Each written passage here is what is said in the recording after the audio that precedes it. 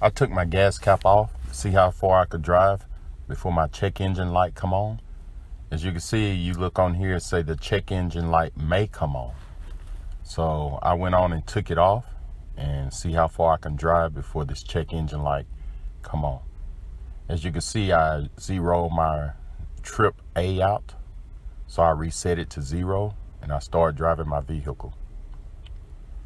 And I noticed that when I got to mile 335, the check engine light came on. So I drove it 335 miles before this light came on. And it would not go off. It stayed on for a couple of days. And what I had to do was put the cap back on. And once I got the cap on, make sure it clicks. I took the battery terminals off for about 2-3 minutes. And the light went off. So without the cap, it will turn on the check engine light. Thanks for watching.